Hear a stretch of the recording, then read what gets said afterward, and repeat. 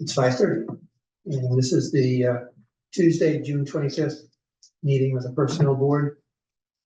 We're going to do a roll call here since we do have three here and one other's coming, and I don't know about, we'll see about Josh. I just realized I don't have Josh's cell phone number, so I'm gonna have to grab that from Okay, him. well, Everybody else's.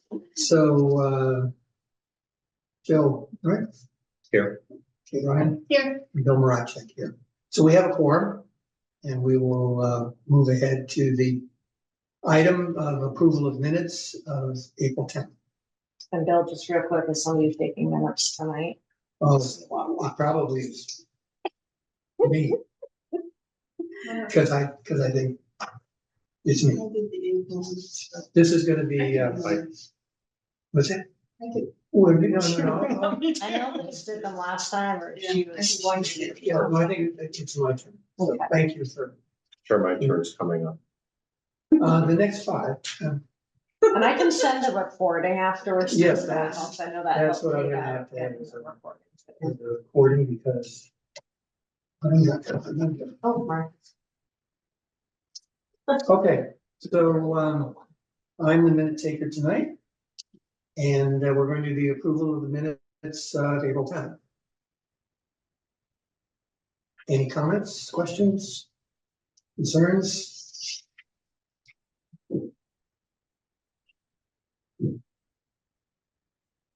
All right, I'll entertain a motion to accept these minutes. So. All right, A second, second. all right, moved and seconded to accept the minutes of April 10th. All in favor? Joe? Yes. Kate? Yes. And Bill, yes. Okay, thank you. Now.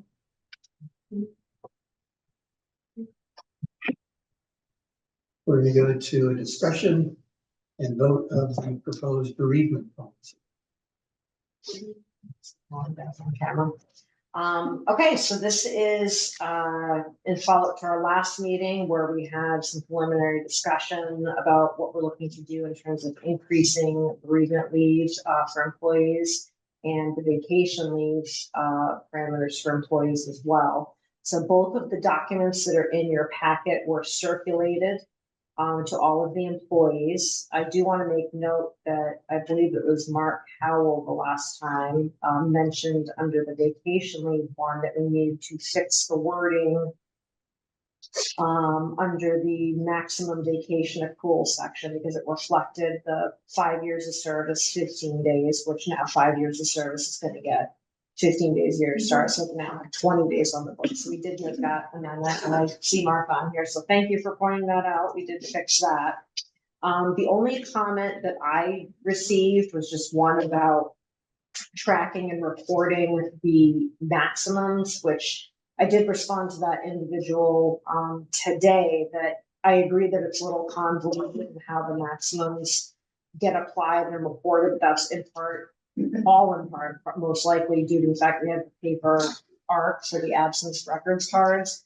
So essentially with our shift to Munis and having all the tools within, the system computerized and automated, that tracking will be done automatically. So it kind of makes that move. So I believe Kimberly and I had mentioned this last time, but this vacation policy will probably have another full overhaul and update in terms of some of the tracking language and things like that once we're officially on Munis and have things more automated.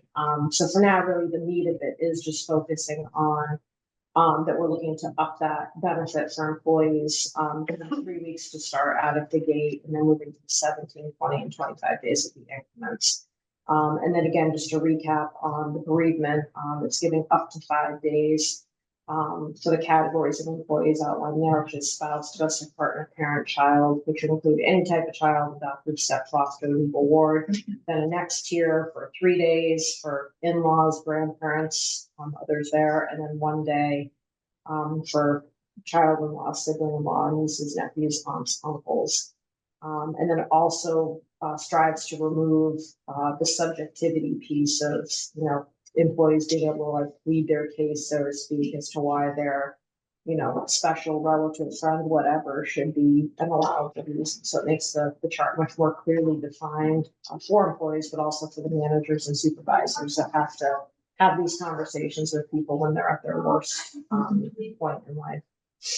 So I don't know if there's any other additional questions or follow up on either of these. In those situations, I think we talked about this, but employees could use their other PTO. Yes, right? they can always request to use vacation or personal leave, and then of course, if they need to go unpaid, we can obviously address that as well.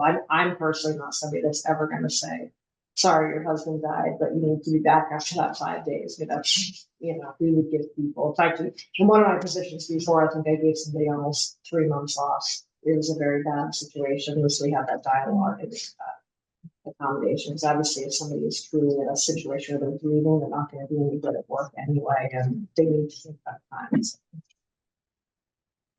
One of the, and I don't know, Joe, but one of the considerations that I dealt with, actually no, 10 years ago, probably, is that there are instances when there's someone who isn't going to doesn't fall in this chart. And the way we handled it then, not that it's at all, it's only relevant from the standpoint of that. Now I think there might be a different approach to it, but is that if there was someone that was close to the individual that was a very meaningful person in that employee's life, didn't, however, fit the categories, then we gave that person a day. What did you have any kind of similar experience with or did you stick, Joe, or did you stick with? So, for our non-union employees, we were pretty flexible with people to have time off. For union employees, where it was more specific in their contracts, we did have a clause for excuse days, that were called unpaid days off, for someone who wasn't covered for paid time on the bereavement benefit. They could still have the day off without pay to grieve. Okay. So then there's oftentimes best friends or relatives that are just further away than these situations where that usually occur, or friends in general. Sure. So I'm interested in you called it excused pay? Excuse days. They were Excused they days. were approved days off with no attendance implications, but they were unpaid. So was there actually someplace on the timesheet or time card where that particular time was put in a special category, or was that just a? They would have just been absent, I think. Okay. Just been an absent day where they didn't get any marks for it or attendance violation. Well, I think now with having the PTO days, that's probably how. yeah, I mean, we are Yeah, increasing that. so. People do get 3 personal days. Yeah, I mean, I think, certainly something we could revisit if people really find that they need a day and it's not accommodated, but, I think in terms of the municipal policies, I think this is pretty fair and consistent, but obviously, Kate, I don't know what your community has or what you've seen out there, but. It's very similar to what I've seen, what we have, it's similar. And then honestly, in a lot of our collective bargaining agreements, we try to be consistent across our non-union and union employees. It's very similar. Okay, I just wanted to raise that point, and I guess I'll need to make certain that I put that into the minutes.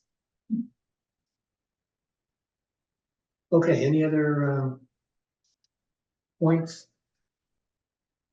Comments on, sort of, I guess, I tackled the bereavement, but on the vacation?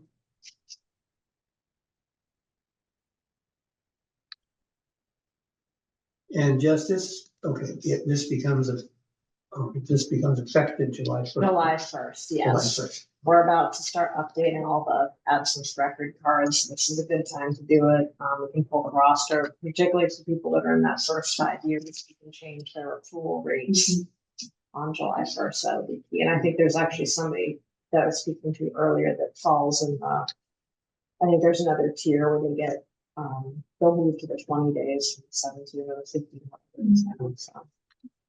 You mentioned Munis. Is there a schedule? Is there a plan in place that says Yes. this is gonna get done by such and such? We have a very aggressive schedule. We've had several day-long kind of analysis meetings, some overview of systems. We've finished a bunch of the HR pieces already. I know tomorrow is scheduled to be a day for payroll, so the payroll team is going to be sitting in and going through everything with the consultant. They're doing a great job so far. It's been a lot, but they're essentially saying, you know, what do you have now? And what is the goal for the future based on the packages we've purchased, what you want to have it do. And I mean, good, bad, or otherwise, because a lot of our stuff is kind of paper and manual. It's moving along because it's like, yes, we want to implement that. And then in some ways it's good than trying to be like, we have all this fancy stuff now, like, well, let's still do this here. So I mean, it's definitely demonstrated the need, I think, to have, you know, this new system in, and then of course it'll be fully integrated with the budget, which is going to be a huge piece for our funds and finance as well. So there is a date? January set? 1st is our January tentative 1st, go okay. live date, at least for some of the basics. I think there'll be things that we tweak and bring in, you know, going forward. But obviously, January 1st, it's clean from like a tax year purpose for W-2s, things like that. So, you know, we're hoping to get kind of the major pieces implemented. Like I said, we have a pretty robust schedule of, you know, remote plus days where they're actually going to be on site as well. So it's really exciting. My personal experience is that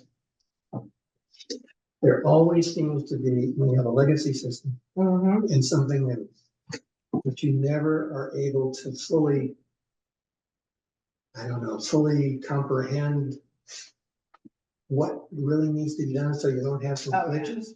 And, you know, I don't, you know, Mark obviously, he's Yeah, he just jumped off. yeah, he's obviously much more knowledgeable about this than I am, but so that particular element of the legacy moving across different platforms, that's, you feel has been adequately, Yeah, there'll be extensive periods of demo and training. Like, it's not like we kind of build it and then just hit live and okay, run with it. So they'll be testing it and doing all kinds of demos in the weeks leading up to the scheduled go live date.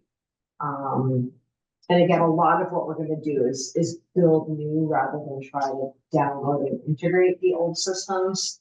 For example, one thing we're not doing now is, you know, anything with regard to position control. So normally if we had position control of the systems we're using, that's something that you might want to download and extract and put into Munis, but we don't have that to give them. So now we have the luxury, while it also being a lot of work, to kind of set up and build all that position control and then say, okay, upload this into the system. This is going to be our framework, and then go from there. So it sounds like a very good time with both of you on board to drive that, because you have a vision of how these systems can be used and the efficiency. So exactly. So yeah, So, with me being thank you. new, with Anthony being new, it's Yeah. the right time, I think. And we added the AP modules to Munis, I believe, last fall. So people have already started to get used to working with Munis from that aspect. So, you know, people have their logins. is there And it's a, gonna save some money, so we're gonna have everything all in one place, but it's also gonna save our annual fees for both ADP and Cornerstone. So I think Justine's the only one on that's working with the town except for the two of you. But I just want to highlight that it also saves a lot of stress, I think, Oh, for definitely. employees to have the system so it's efficient, but it's also not a guessing game about all The admins in particular of tracking stuff on the absence record cards, and it's a ton of work. And I don't know if Justine does those pieces now or did them before Linda took them over, but you know, if she wants to chat, well, I'm sure she could give you an earful as well. Oh, she's laughing. So yes. I can speak just real quick about the absence record card. So we actually update it monthly to make sure that people don't lose time or whatnot. But you know, it's definitely it's definitely a process. I'm intrigued about Munis because I have not embraced it as much as other people have. So I'm intrigued to see how that will work. You're gonna love it, especially the payroll piece. If you do any pieces of payroll, it's gonna be a lot. Yep, I do payroll. So with Excel. Yeah. Jess, is there, when you were scoping out Munis from an HR perspective, did you have a list of capabilities that you wanted to see? And is that list available to the personnel board to sort of see what the future of the capabilities are gonna look like? I think there are some spec sheets I can provide, that were given to us as part of the quote. I'd have to look for them, but essentially our biggest thing was, well, we have a lot of things we wanted to move forward with and get more modern and automated. There were also some things that we had started doing that we didn't want to lose. So obviously, we want to maintain the ability to have people apply for jobs electronically. So I mean, that was on the list. And then really it was just those other pieces getting automated, like how can we do, change of status forms electronically through the system? Right now it's all paper. I mean, I say paper, but I'm saying Excel sheets that, get typed into and then it circulates on Adobe for signature. So now like if there's a payroll change, that all the form and everything all goes through Munis. Somebody instigates the change or initiates the change rather to say, okay, Kate Ryan's moving to step 5 on August 1st, and then they put that through. It circulates and signs it.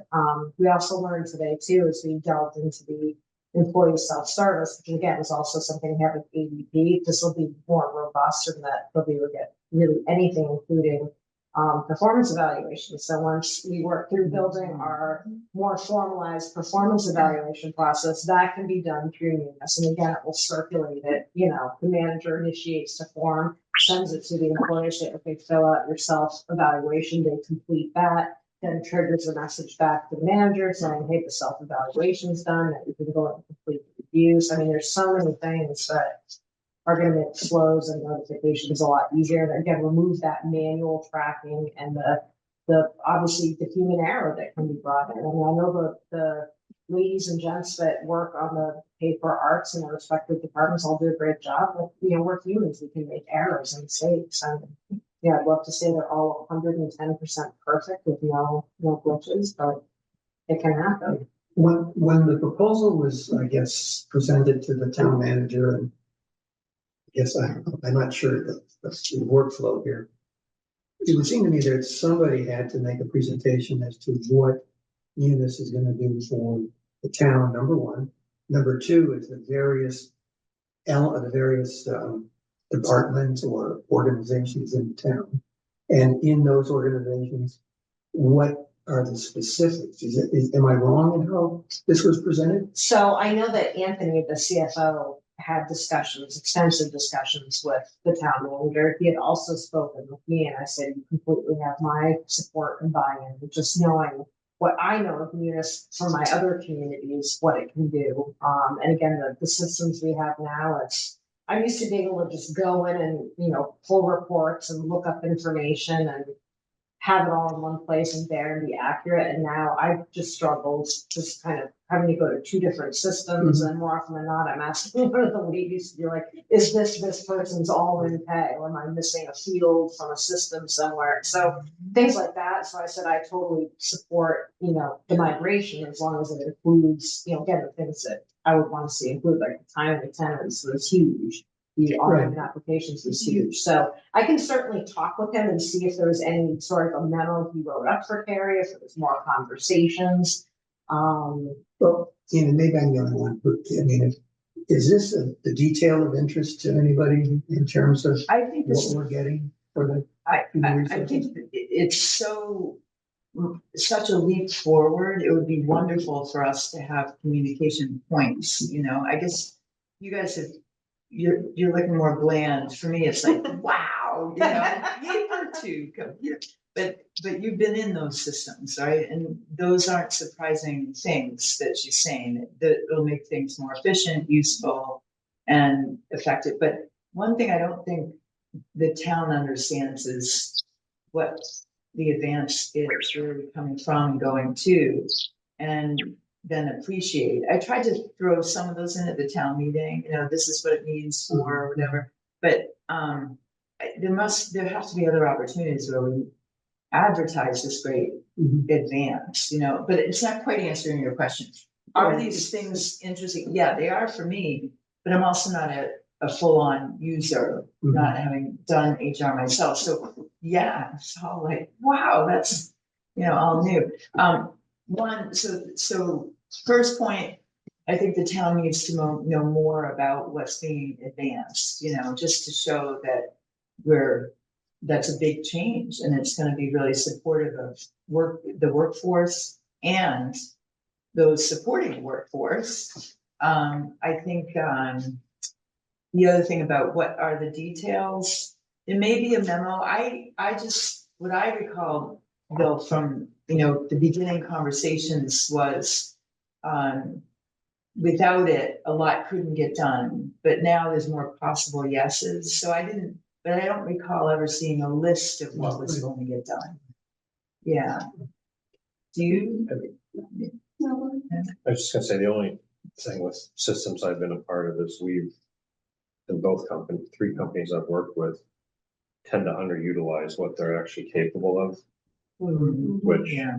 it just happened. So I think it'll definitely help the town, but it does take people to use those and manage the tools in there still, like anything else. Yeah. So I think you have to prioritize what's really most important for the town to use, but it's simple things like payroll and approvals, time tracking and attendance. I mean, those are, I just taking those for granted, but having Where those, your vacancies are. yes, the data, Eligible to be filled and. rec approvals and data and analytics stuff, it's all like, yeah, that's great. That's why it's just like, yes, keep going, keep Yeah. doing it. I mean, Yeah. Kate, how long have you been working with Munis? Well, we have Munis, now, we're not quite as advanced, we don't have all the modules that you are bringing on board, we don't have applicant tracking, we have part of time and attendance, but it's not, we still have this hybrid paper, and then data entry system, so we're not gonna be where you are, which is what I really wanna be. So, yeah, I agree, like, the more you can automate and make it easier for your staff, I think. We've probably already thought of this training for the end users and more important. And maybe training, not just to your point, like to fully utilize it, training now, and then training in 6 months, and then training, and then how is it gone in a year? So you keep Oh, it yeah, and alive. there's definitely be kinks. No system is gonna be 100% perfect, but I think for us having everything in one place, particularly so it marries up to the budget, is just huge. Excuse me, but Yeah, no problem. there must be, Munis is a company, or is Munis a product It's of part some of company? Tyler Technologies. Tyler Technologies, okay, so. Thing. It is used, I don't wanna say it's used by every municipality, but it's used by quite a few. Most people have either Munis, Zadar is one, there's a third one that's escaping with them all. So if I went into Tyler Technologies and looked at Munis on the internet, I should be able to find a rather detailed Think so, but I'm presentation gonna try to find you of Munis. I'm gonna try to find you some more scope documents. Okay. I would Yeah, appreciate put that. around.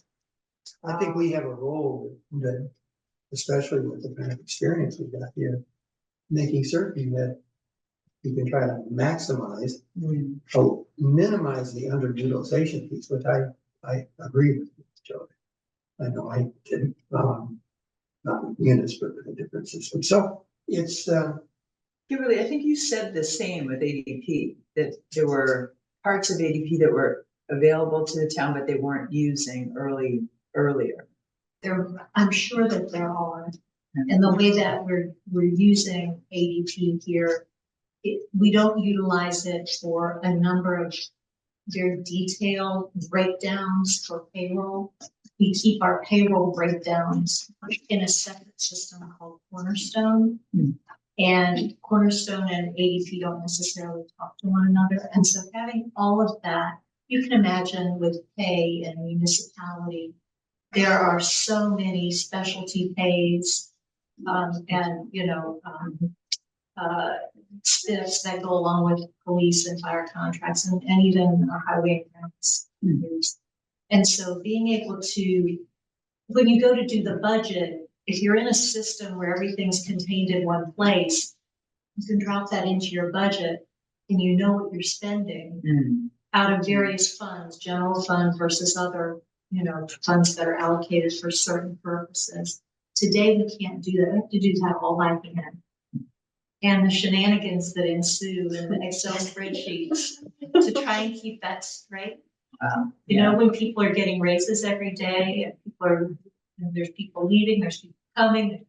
It's just, Munis is going to solve a number of significant issues between HRIS or HR information systems through payroll and into the budget.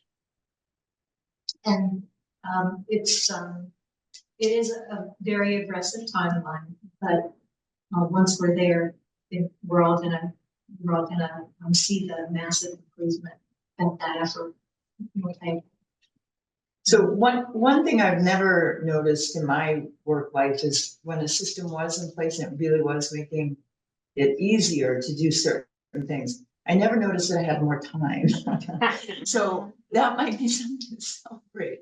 Because I'm sure from what you guys described, I'm thinking of people saying like, well, I guess I'm done. It's Friday at 3 and I'm gonna go home. Is that okay? Like they don't have, but I always filled the time somehow with something else, but. And there's plenty between getting, HR more involved with interviewing, recruiting. I mean, that's just not even happening at all right now. And then also getting, some training programs, wellness initiatives. I mean, there's plenty that I would be able to give our general. So that might be nice to track as well, and see like a year in, how is my free time reallocated? Because that's something to celebrate too. Justine, I'm thinking of you not being excited about this, but I think eventually you're going to be the biggest proponent. So I'm just warning you, I'm going to come back and ask you. Well, one thing we'll do is we will not tell your former employer. That you But I left just at made- 3 o'clock. I think, Alright. the goal is to translate those work hours into more high impact Yeah, activities rather than being, clerical, very important clerical. So we want Right. everybody's paycheck to be right. We want, but Yeah. with a system that produces better output, I think it leaves justice staff, they'll have more time available for high impact activity. I think that would be so nice to note and celebrate, identify, in advance, as well as with IT. Definitely. Is history, the previous history in the legacy system gonna be able to be pulled So into the new system? everything I understand that is in Cornerstone can be extracted and downloaded into, I believe, Excel files. ADP, we're working to figure out the best strategy there. We're gonna have to pay for like a year of just having it posted until we can figure out how to extract it and post it. But obviously we wanna, we don't wanna lose that information. So the ADP piece, we gotta figure out. Cornerstone seems pretty straightforward in terms of pull out. And this is additional potential time with ADP, is that in budgeted? Or is that, Yeah, because we're spending a lot now for Cornerstone. Like I actually cut a few modules out of our renewal for Cornerstone this year because we weren't even using them. So I've already saved like $26,000 there for modules that we weren't using. So yeah, we'll be able to cover that. And then overall, the full all-in package with Munis will be less than Cornerstone ADP combined. So kind of- well, I will be interested if there's a scope being document, that would be, I think, a value for the whole personnel board, just to get a little bit deeper understanding. Yeah, definitely. I guess we need to approve the bereavement policy and vacation policy that's been presented to us tonight. So it's Any other discussion on this? All right, so I'll entertain a motion to accept both. We'll do both of them together, the proposed bereavement policy and proposed vacation policy. Make a motion to approve the proposed bereavement policy and vacation policy. Okay, all right. So all in favor, Joanne? Yes. Ryan? Yes. Ms. Combs? Yes. And Bill? Yes. Okay, all done and approved. So excited. So now we're on to discussion regarding the FY 25 salary increase. We don't have a ton to update on that. So we have been working, quite a bit between Kimberly, myself, and, town manager LaFleur to get together kind of what our plan is gonna look like. It's been kind of a twofold process, working both on the July 1st increases for the non-union, but parallel, we're dealing with 5 unions that are also expiring on June 30th, and the intent is to try to put together plans that are equitable, fair, and consistent across the board, whether you're union, non-union, et cetera. So we're making really good progress. We're putting some final touches on. A memo went out today to all employees, which I did forward to all of you. I don't know if you had a chance to look at it. But we've committed to having the plan in employees' hands by July 5th at the latest. It probably will be July 5th, but you never know. Maybe it'll get out on the 3rd, but probably the 5th is the target date. To give employees time to review, ask any questions, reach out to us. And then we've also put them on notice that the big meeting will be on July 10th with the personnel board here, where we'll give the formal presentation and pitch, and they'll have the opportunity to come and provide feedback and ask questions at that time as well. And then we're hoping if everything goes smoothly and then passes, we'll be able to get working on the change of status forms, getting everything processed. So obviously the retro component, since we're not ready for July 1st yet. But the biggest thing is no employee will lose out on anything. Everything will all be retroactive to July 1st. Am I missing anything from the? You know, I would just add that in Carrie's note today, she did spell out for employees that we're looking to create, as was approved at town meeting the prior year, not the most recent, but the prior year, ahead of the implementation. The GovHR final report clearly indicated that we're looking for a way to do predictable advancement through the pay ranges, as well as a separate bucket of money for merit increases based on performance. Now, of course, we haven't developed the performance metrics yet. That'll be something for 2025. But we do expect to have a base pay increase this year, as well as a merit increase. So we're obviously, this is a wonderful year to be looking at how to spread this across. We have 5 open union contracts this year, out of 6. And so to try and get everyone on an equitable playing field, and like you've just done with the bereavement and vacation policies, to do that same thing with salaries. Now, last year, of course, with the new non-union plans, the town decided to set the minimum pay, the minimum of each pay range at the 85th percentile. And so we've had to look at our union pay plans to make sure that we don't have haves and have-nots, you know, that everyone's treated somewhat consistently, as far as external market data, as well as union. So it's been a really Herculean effort, and we are delighted that we're getting close to lift off, and eager to be able to unveil this to employees and have it before you. Well, there was one piece I left out of that too, Jess. The third piece, not only consistent movement through the pay ranges and the merit piece, but also we know that when we moved everyone into the pay ranges last year, that there were some inequities with some of our tenured folks. You know, as people have been brought in at that 85th, some of our tenured folks have been somewhat out of sync. And so we've done a review of our tenured personnel as well, to make sure that they don't fall behind folks who are hired, new with less experience. That's good. The one, I mean, I did get the Carrie LaFleur memo. You know, the only thing that strikes me is that I would hope in the future that we don't have to do any retroactive action. I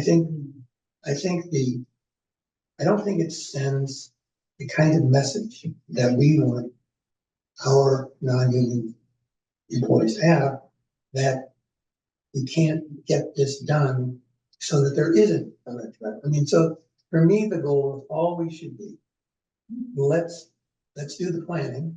Let's have whatever meetings that the personnel board should have, and just don't have another instance where there's some retroactive action. Yeah, it doesn't. No, I agree. Timely is what we all strive for. I think this was just a challenging year, given that we had a somewhat tough budget process with new people in place that affected kind of getting numbers we needed to get a good feel for the budget piece. That there was a lot of moving parts, and it's coupled with the fact that we have all of the unions up this year as well. We wanted to have a consistent process. So it wasn't just costing and figuring out the non-union piece, but all of these other pieces together. But I agree, in a perfect world, it should be done timely because the inflation has to wait. But we also didn't want to rush to put something out there that wasn't right, or that either overextended us or possibly shorted people. So it was important to do it right. This happens every, not the delay, but the increase and the deadline of July 1st is every year, right? If there's anything we can do here to help to front load things so that that's possible, let us know. And we'll certainly, we're here tonight as an interim meeting, happy to help. I'm sure Munis will also help. Yes. To get you there earlier. So I'm hopeful that, these kinds of things, like Bill is saying, I do, that's, yeah, we all agree, right? But just be sure that we're here to help too. And if there's any way, I mean, I don't see the specific salary increases that we could, but if there's anything you need, we're here. Thank you. That's, those are hard deadlines to meet, especially with all that juggling, I'm curious, and I didn't see this in Carrie's memo today, but can you help me understand how these increases and performance reviews are going to be handled, or is something not, will there be performance reviews? Is it going to be postponed? It's, this again, in my mind, is another one of those indicators of trying to be on top. I mean, I know things happen, but sometimes planning, if you don't plan, one doesn't plan, then, and communicate. Anyway, I probably overstated it. Well, but Bill, I would just say the same thing. Like I'm really looking at this side of the table more than me. But when you all have systems where you look at a performance review proposal, like what's the structure of that, and say, oh, you're missing this, you're missing that, and it would come to you quickly because you do this every day. You did this every day, right? I probably would throw in some things, but not as systematically as your expertise shows. So that might be something that can help you guys when you're putting it, finalizing things too, is just call on, because you can call on not just the whole committee, but one individual at a time, right? To look things over and see, and I'm offering their time. I realize, so I apologize for that, but I just think, that would be so helpful to live up to that, because you're right. I mean, when you're doing, you have money set aside to recognize performance and then don't use it. Oh my goodness. I heard stories in my company, years in the past where one individual just didn't bother to use his allocated funds. And it just went back into the system. That was really unfortunate. And since it's being allocated, we want to be on, Yeah, that's, So one of the goals for the upcoming year is to, look at revamping what the evaluation process, the merit increase process looks like. There's this, for example, I think there's at least 6 different variations floating around of just the performance evaluation tool itself. I'm used to seeing. can I just, one thing I can add is that none of that works if you don't set the objectives at the beginning of the year, right? So really clear, the whole, how they're outlined, what can be measured. Yep. And that sort of thing is so crucial to anything going forward with more than opinion. Right? Absolutely. What are you expecting to get done? Did you get it done? How did you get it done? People feel good about how. Yeah. So I'm living in a little bit of your world, Jessica. So my new company is in a similar spot where we're rolling this stuff out. I'm not saying this is the best way, but it's the way we chose to do it. It's similar, but some tweaks that may be beneficial to the town. So we started with structure, comp classification stuff and job levels and all of those things, which is kind of inside baseball until it's not. And then there's a point where you communicate to employees, right, to make sure that they understand where they are. And then the piece that we started with after that was then a talent discussion with the leadership team. And I'm happy to set up a call with you if you want to set it up with me and walk you through that, or maybe you guys have been through this on your own. Because we didn't have goals, we don't have objectives, and there's no performance evaluation in place yet.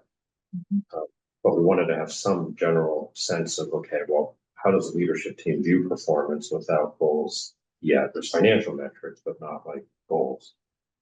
So we had that discussion, and it gave us a sense of people that are high performing and not high performing. So we at least have that currently. And then in the fall, we're going to do goal setting for the next fiscal calendar year. And then in 2025, at the end of the year, have our first true annual review type of a program. And then That's been mid-year my for experience. 2026, we'll You do do the review, you set the goals, and the goals have to be measurable. Like, I've seen some people try to put on as a goal, like, provide great customer service. Well, okay, how do you measure that? Like, I've always had the mindset that the goals need to be, tangible and measurable. But I think your point is before you can do something systematic prior to having really clear goals Yeah. articulated. There's Yeah. things you can point to, within the job description of whether people are at least meeting those responsibilities. In certain jobs, it's easier to point to metrics that the town may be tracking, whether they're budgetary or financial or whatever that looks like, that people would be directly responsible for, whether they have goals set or not. I think, for us, we could have done it sooner, quicker this year, but I think starting with a fresh calendar year, fiscal year, and having things in place going into that was where I landed with my people, and we'll see how it goes. But versus showing up halfway through the year and being like, okay, we're going to have a review at the end of the year, even though we didn't really set goals at the beginning and didn't really educate our employees about what a process is even intended to do and why they should care about it. So we're trying to do all that communication stuff this year, so that next year when they see it, it's previewed.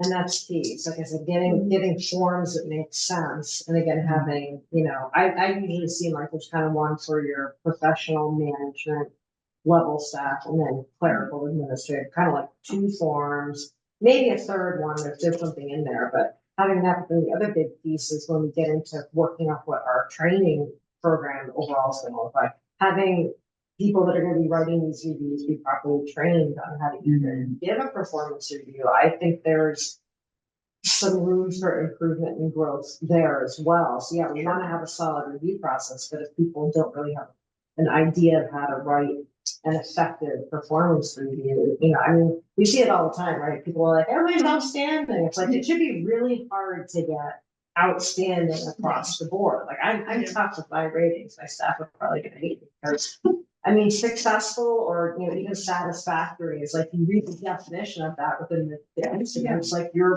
doing the requirements of the job. That's not a bad rating. Yeah.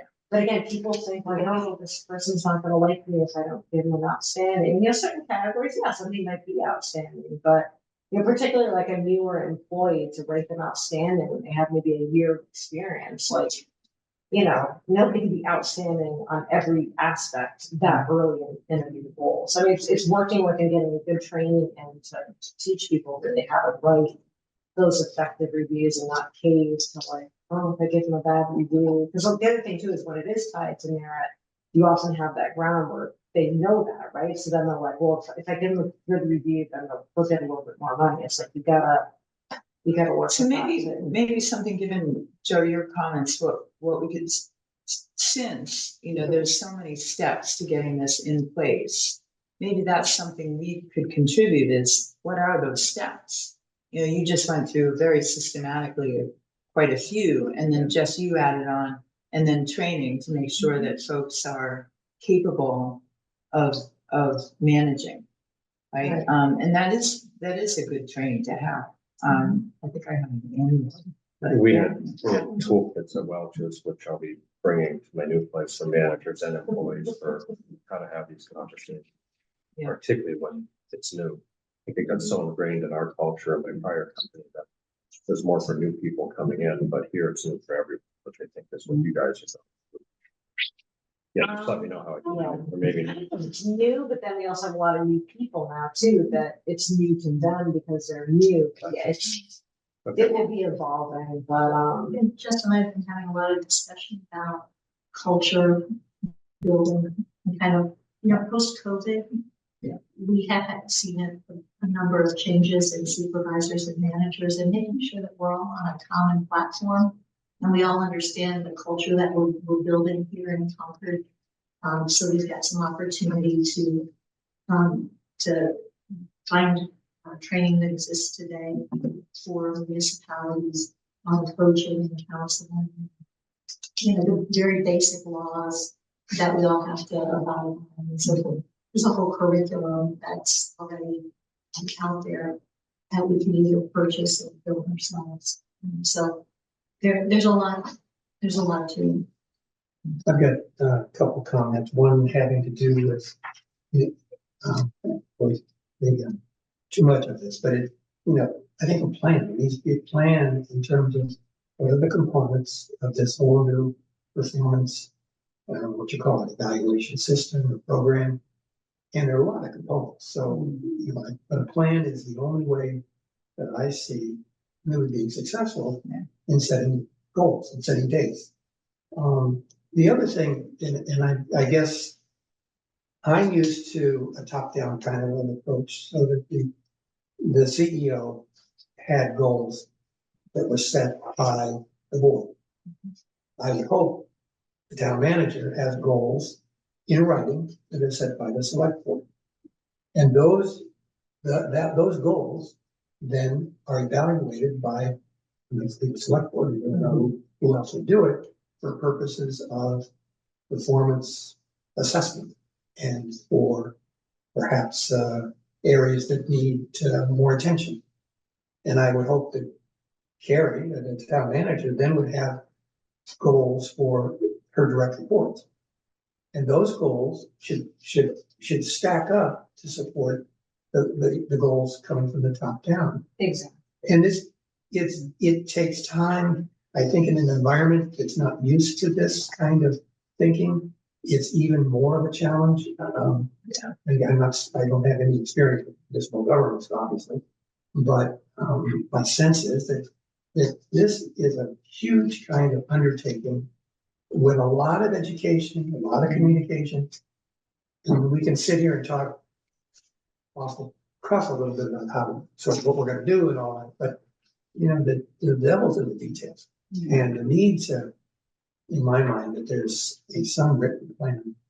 I understand it's silly, and I understand that some of us may have different viewpoints on the value as put into this and value received. But anyway, this is a large topic. I think it deserves attention and our oversight, and it's a good area for the personnel board to be involved. So Bill, are you writing the minutes this time? You know, I'm writing the minutes, but I'm gonna have to use. Yeah, me too. I Carlos, mean, I- I didn't I- take I- notes I- last time, but I'm in charge, so I'm like, but I just want you to add in the minutes that, you know, what, 2 years ago, this board was never able to give this kind of advice. We didn't have the time or the resources to understand what the goals were for the HR group. And now you guys are using your expertise to help Jess. And I'm sitting here thinking, wow, we've come a long way, you know? So thank you all. I mean, I'm the least of it, but I really noticed that this is a different tone to this meeting. And the advice is really good advice. I want to help implement. You made it sound really good, you know? And you're doing it with a new company. That sounds like, I want to, you know, I'll go coach, you know, something, you know, just to be a part of it. toolkits are useful for wellness. Right? Kate, But this is the right. Yeah, kind no, of that's discussion, right. so Thank you. Good. Yeah. I'm happy to send them to you. Yeah, I'll look at anything, and why reinvent the wheel if there's good things out there?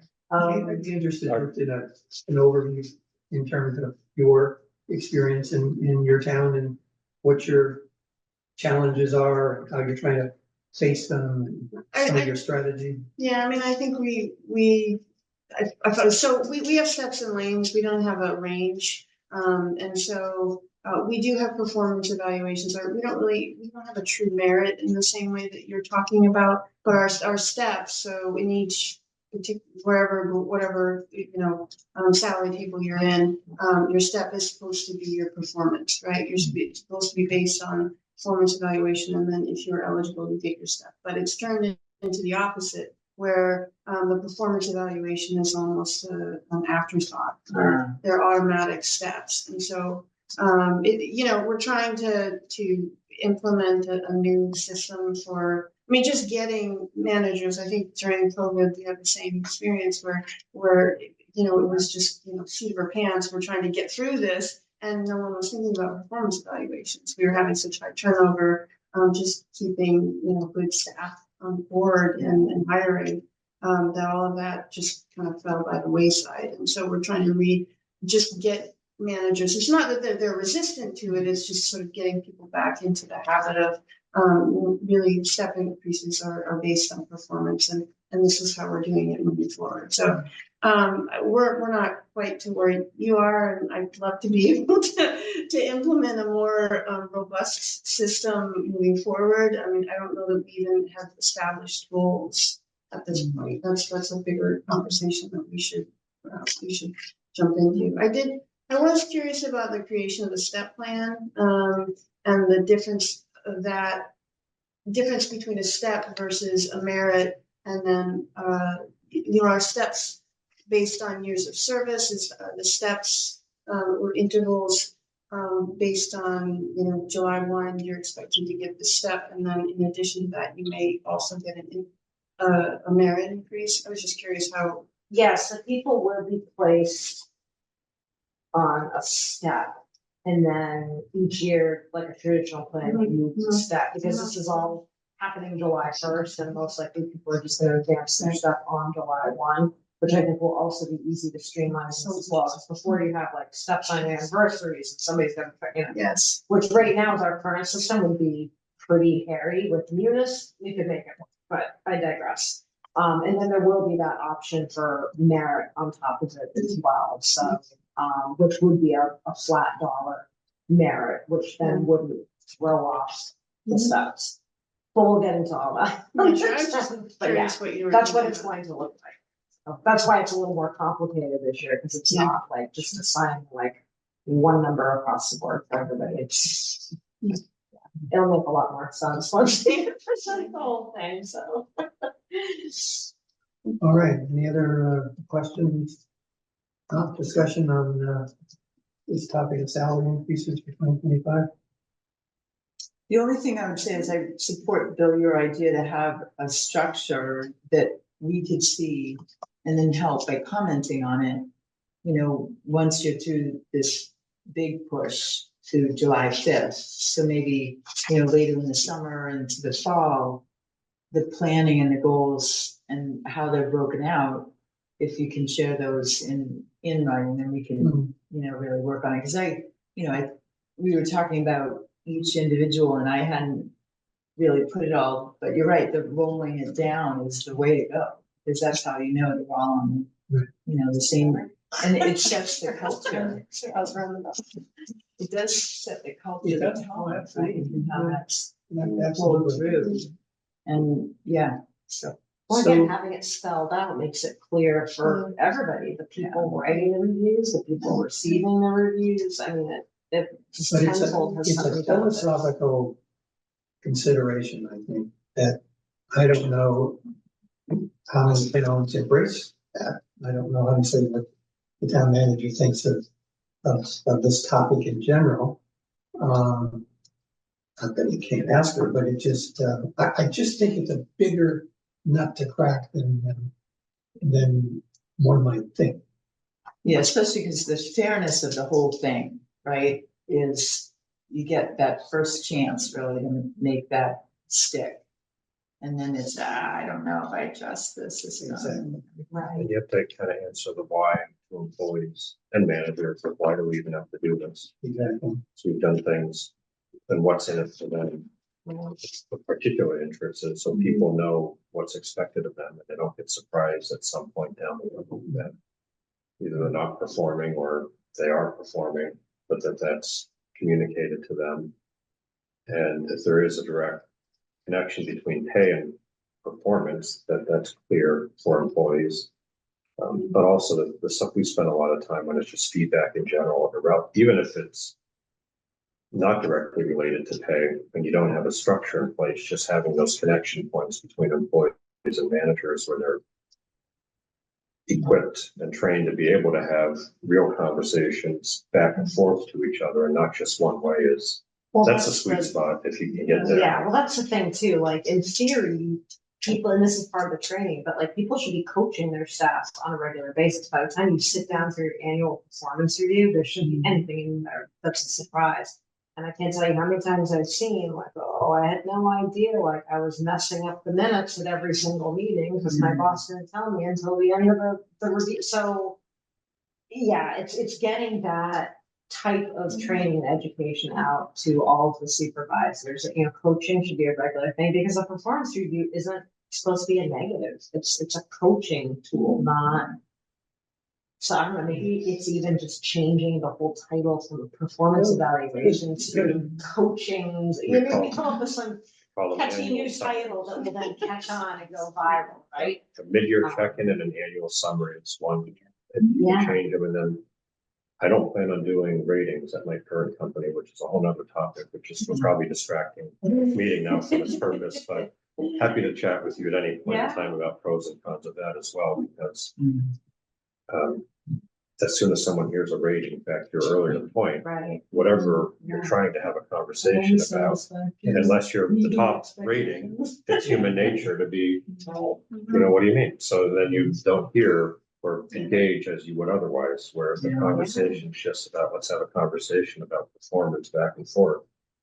And then It's as an different. employee, I like to see comments, right? And as somebody looking over reviews that come in, I like to see comments, but then I know there's a whole school of thought, particularly for people that have, you know, 25 direct reports. Well, if I had a checkbox form with, you know, just with ratings, I could just go through and check, and not have to write anything, but that doesn't mean anything, especially if that person That's is a just like philosophy. outstanding down like. It's the philosophy, Yeah. kind of consideration. And I'm There's not- so many things. I'm not a proponent of checking boxes, but. And then we're just talking about top down, we haven't even broached the subject, if we want to look at 360 type thing, you know? Well, that's. I would actually love to get reviews Yeah, from my yeah. staff, But which I right might now- cry, but. I think like to your point, Kelly, that's the whole, which I guess you can't do all that. I mean, No, you try. but that's but good something luck. down the road, like, once you get It's- the basics down, again, then we expand to the basics, we need to build basics at this point. There should be a plan. I'm on a 2-year, I mean, if you Sure. lay it out over a period of time and phase the stuff in where you think it makes sense, I think that's back to your point. Yeah. You can kind of get your arms around each step of the process. So my last, I guess, point or question. So employees will be told there is no performance, they will not receive a performance evaluation for this last fiscal year? So some people, it's my understanding from my generalists, I actually asked them this question this morning, that some departments have done them. It's scattered and it's not well tracked. So some people I think have gotten reviews, some people haven't, but everybody's gonna get some sort of merit increase. Well, Yeah. this though, I think, goes to the point about people hearing things from other people Right. and unless, in my mind, unless there's some kind of definitive statement about sort of what the town's position is, then I think it lends itself to some confusion and some people sort of maybe getting questioning what in fact is happening.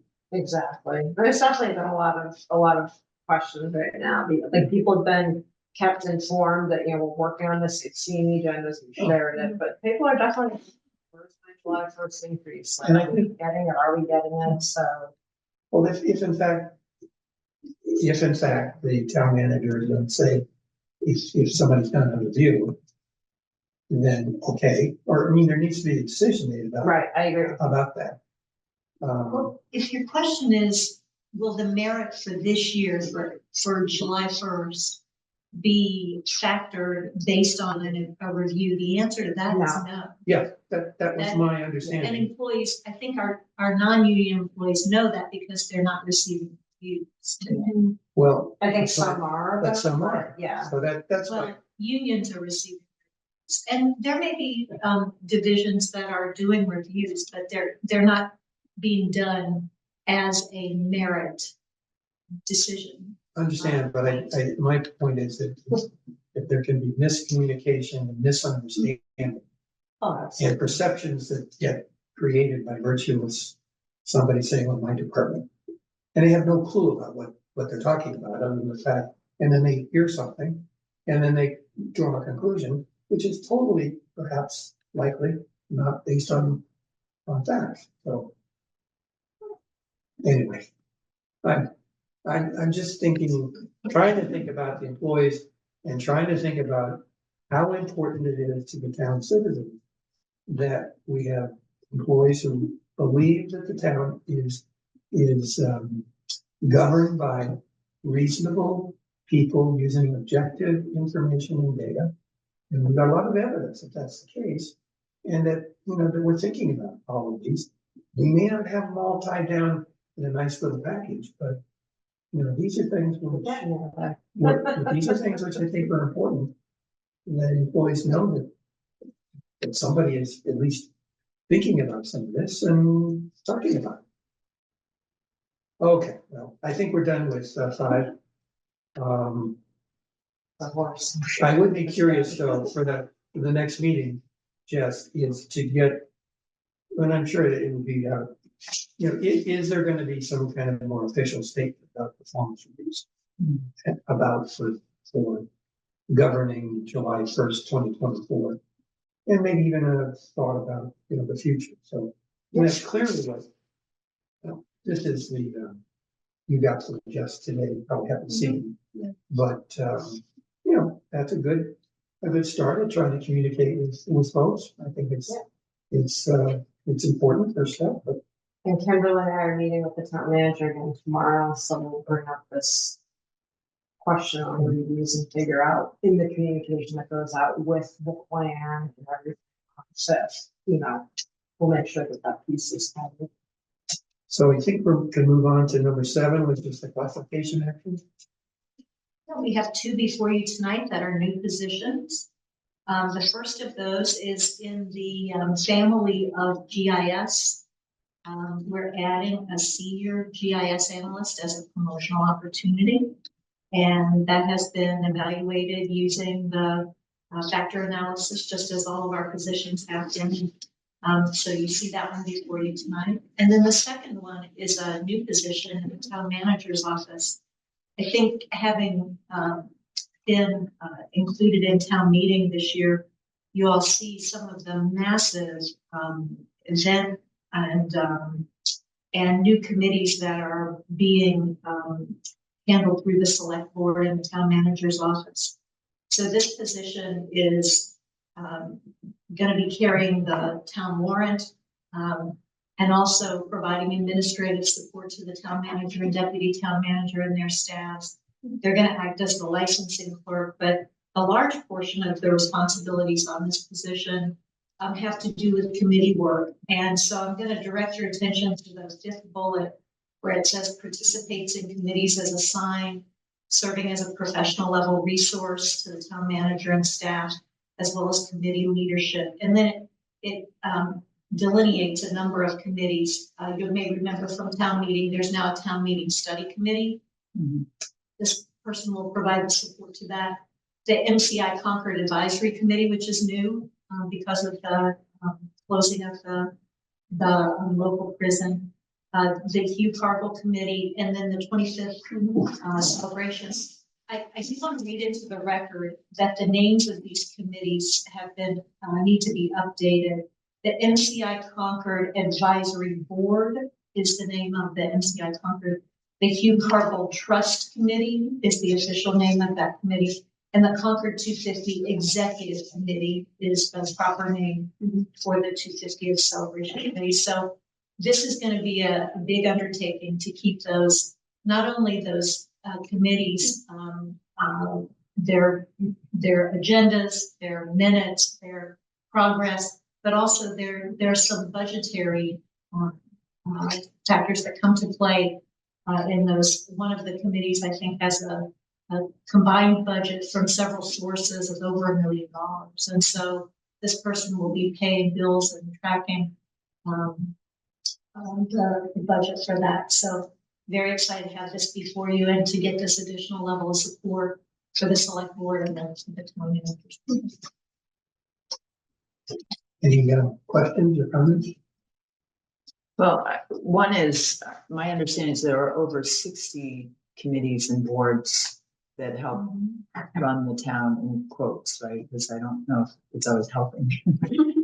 But I mean, this role probably, I was thinking your next statement would be that they're reviewing and comparing and understanding what, our deadlines across committees too, because there's a lot. There's one select board meeting, I think it was this morning,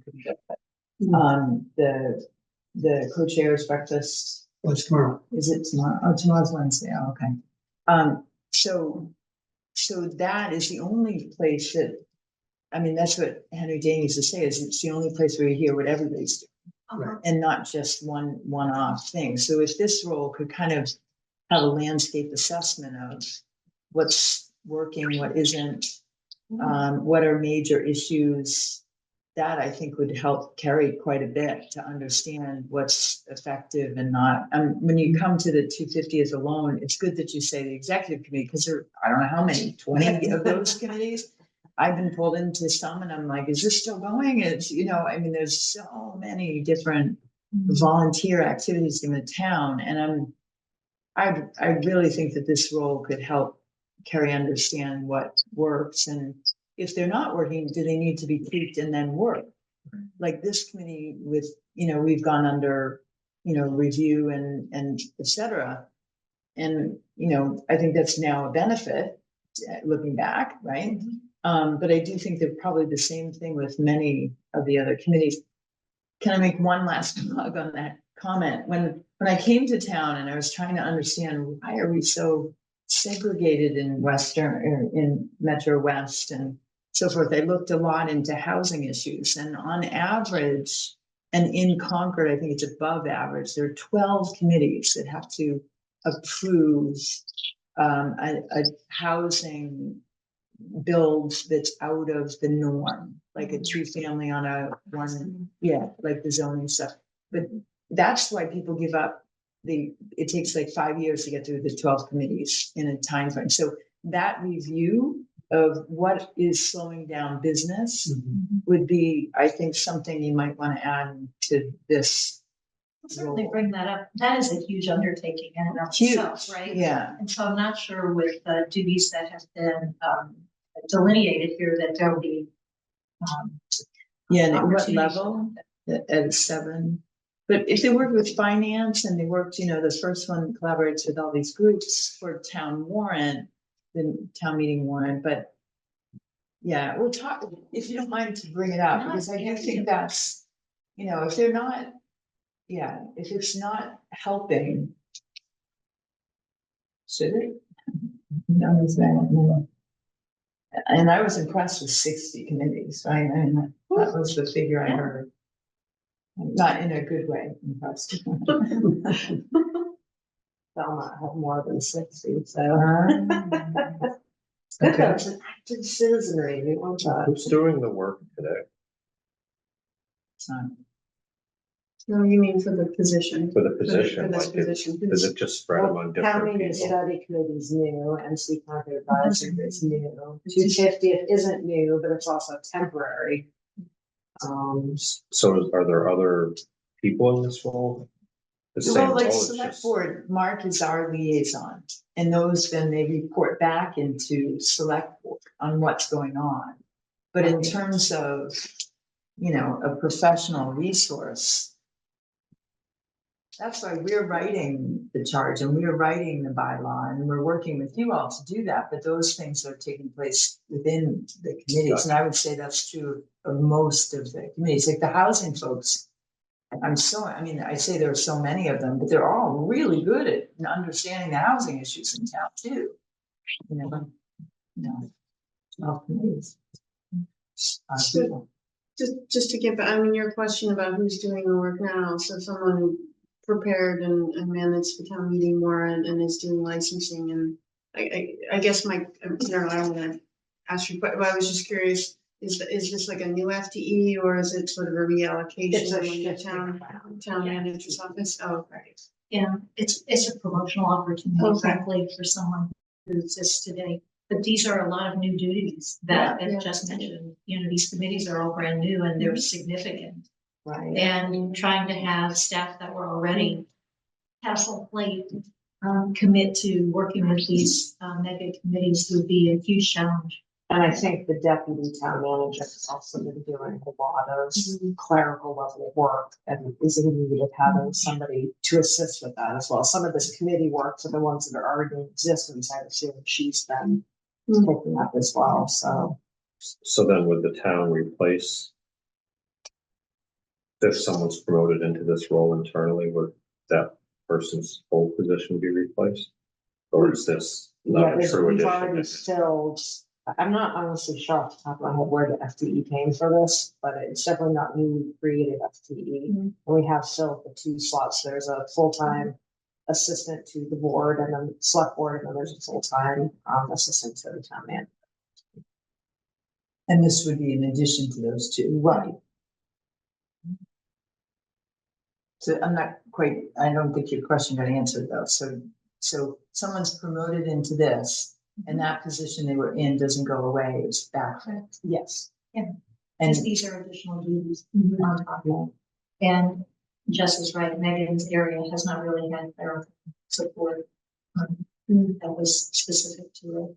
And that the deputy, did I say assistant? I mean deputy.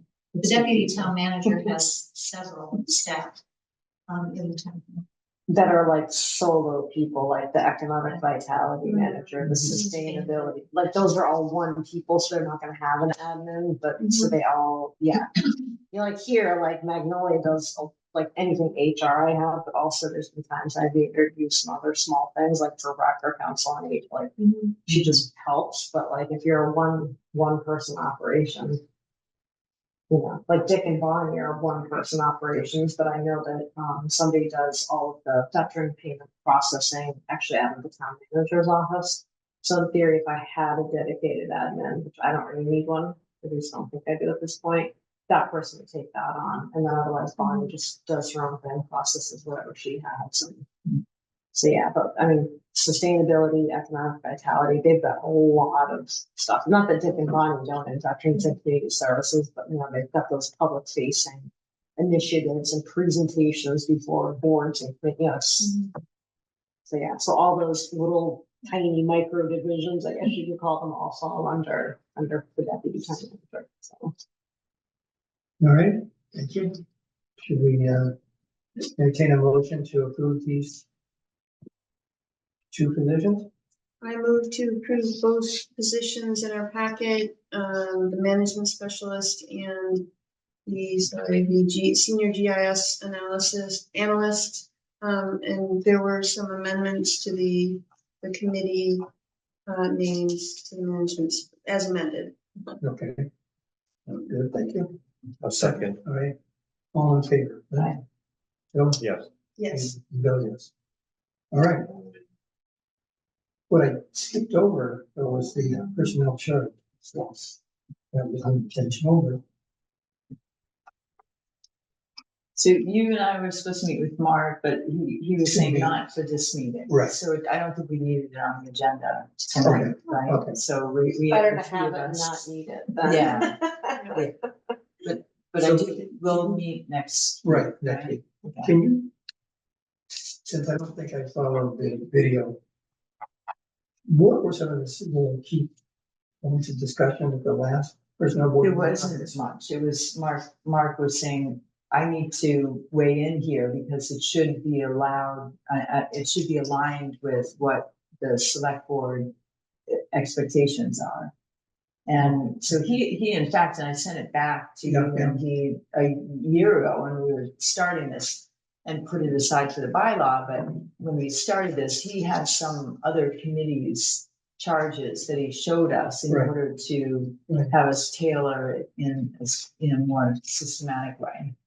But I think we have to sit down with him to do that piece before. We didn't really have more discussion than, let's take this offline with the three of us.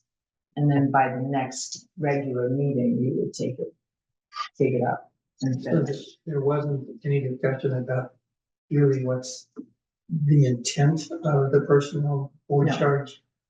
No, we didn't do that, because he was also saying before July, I know it was on earlier, but we wouldn't get on the select board agenda. So what we have to do is finalize it here and then bring it to them to get their agreement. And so the timing for him was not bad to have us work on it in July, and then he could get us maybe August on the select board agenda, and that would be where we finalize things. Because it's not in such, I mean, we have several renditions of it, right? Which So I is, think that's one of the, We're okay, you know, in terms of getting somewhere more quickly now. see, I just wanted, the point that I guess I'm trying to get some feedback on, is it was my intent from the very beginning, that the personnel board charge was a communication tool, essentially to let the town citizens know what it is that we do. And I don't know if that's still, everyone's still in concert with that, or anybody has sort of other thoughts about how I should be thinking about this.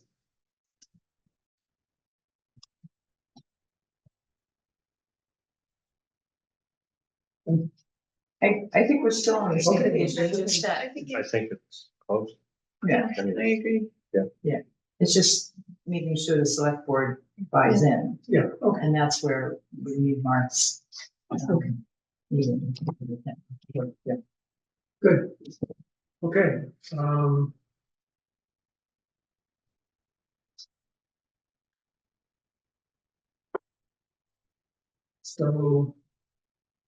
any other items to bring before the personnel board?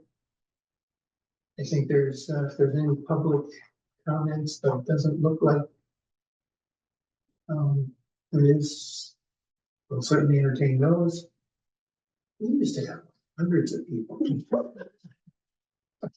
So you guys are so efficient, they're gonna come on at 7:30 and we're gonna finish by 7, you know, and that's what Oh, everybody's having dinner first, before they have their cars.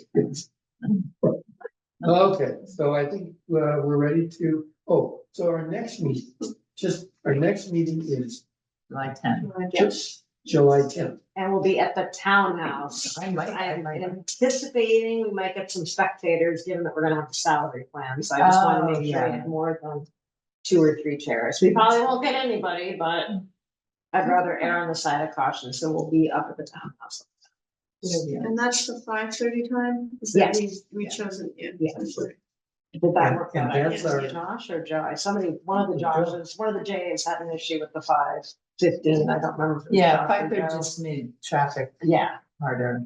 It's just harder to get here. okay, so, it went to Joe, which is fine, I mean, you can do whatever. So the July 10th meeting is our July meeting. Yes, This is. At this is 5:30. At five This is- thirty, That's new time, new start time. All right, I'll entertain a motion to adjourn. So. Right? Second. All in favor? Liz? Aye. Aye. Kate? Yes. Bill? Nice.